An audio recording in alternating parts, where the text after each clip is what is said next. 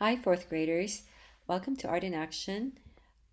Today we'll be talking about a famous artist whose name is Salvador Dali, and the painting shown here uh, is called Swans Reflecting Elephants. Take a few seconds to look at this painting. Do you see the swans and do you see the elephants? How does the painting make you feel? Does it make you feel happy or is it a little creepy? In this lesson, we will talk about who is Salvador Dali, and we'll talk about what is surrealism. Have you heard of the word surreal? And for today's art project, we'll be creating a surreal landscape with surreal animals. So, who is Salvador Dali? Here in the corner, you can see three different pictures of Salvador Dali taken over some time, and you can see that he liked to do shocking things.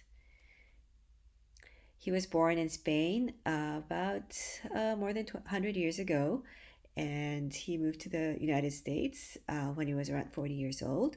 And here he became really famous in America. He painted portraits of rich and famous people, and he also worked with famous movie directors. And he was one of the few artists who became famous while he was still alive. In the background, you will see a photograph of a house, and this photograph is a house that Dali uh, lived in as an adult and also as a child. When he was a young boy, his family used to come to this town by the ocean, and they would vacation here. And the surrounding cliffs and the scenery, the waters, is something that Dali painted over and over again, and it's included in many of his paintings. And you might recognize it in today's painting as well. What is surrealism? Have you heard people say, "Oh, that was so surreal"? Or have you ever had a dream where things seemed and felt so real and realistic, but you wake up and you realize it was only a dream? So, surreal is kind of like fantasy, but it's a little different. When you are in a fantasy world, you know for sure that you're in a make-believe world. But when you are in a surreal world, it's a little confusing. You're not quite sure whether it's real or make believe. And so things feel a little absurd or ridiculous. For example, like Alice, when she falls down the rabbit hole in Alice in Wonderland, she meets a whole cast of characters like the Queen of Heart and the Cheshire Cat, and all those things that happen to her seem really kind of absurd. And another example is the movie here, shown here. Um, Maybe some of you have seen this. It seems like a regular day, except instead of raining, regular rain, it starts to rain meatballs.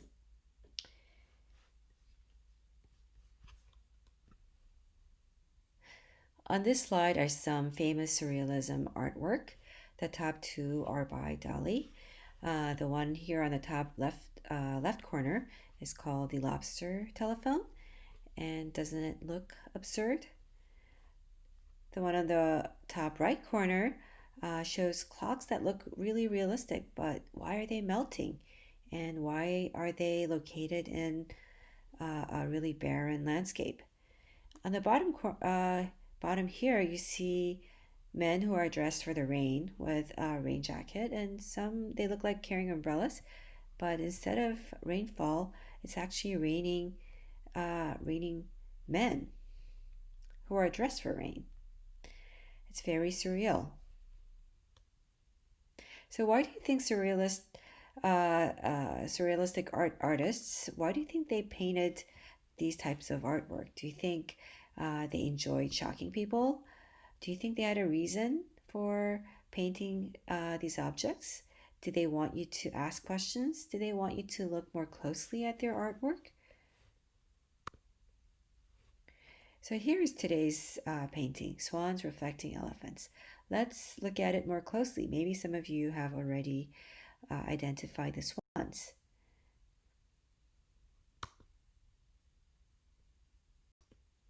Here we go. Here are the swans. You see three swans.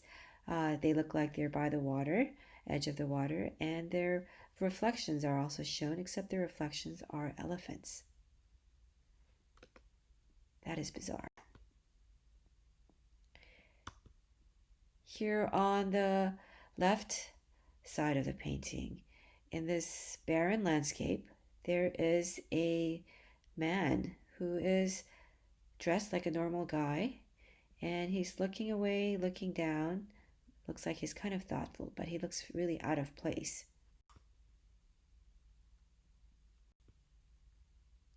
What other things have you identified? Here on the right side, you see a cliff, and it looks like fire. There's fire on the cliffside. So I hope by now you have a better understanding of what surrealism means and what it means when something is surreal. So next we'll move on to today's art project. And for today, we'll be drawing a landscape with a composite animal. So a composite animal is an animal with a head, body, and tail of a different animal. So first, let's brainstorm. And here are some ideas. Maybe you want to draw a lion with an elephant's trunk, or a dog's head with a lizard's body, or you might also want to include surreal landscapes. So maybe your animal has camel parts, but it's found inside a fish tank. Or maybe your composite animal looks like a lion, but it's sitting on an iceberg. And you might want to include unrealistic colors, maybe trees that are purple or water that is pink. So take some time to brainstorm and sketch out ideas on your sketchbook.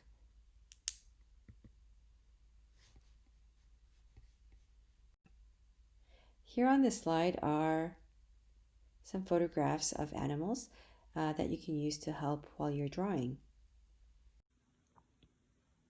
Okay, so here are the materials that you'll be using. There's the colored pencils and the sketchbook and the 12 by 18 paper that I've folded into half. If you're going to be mainly drawing with colored pencils, I would suggest folding into half and just using half of a sheet instead of the full, because it's hard to cover large areas with the colored pencils. And optional, if you have crayons or even better oil pastels, that would be great. You can use those materials for your drawing. And here's some watercolor you can use at the end to do a backwash, but those are optional. So first, what you need to do is draw a horizontal line. This will be the horizon of your landscape. And you can use this using a light colored pencil, for example. And in the middle here is where you will have your mixed up animal, your surreal animal. So use a large space and draw a big one so that you can add a lot of details to it. And then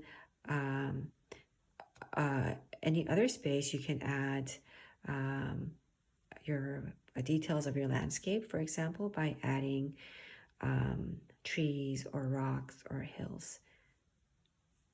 And this is the artwork that I did. It has a rooster's body and a bighorn sheep's head, and it is roaming in a forest of sunflowers.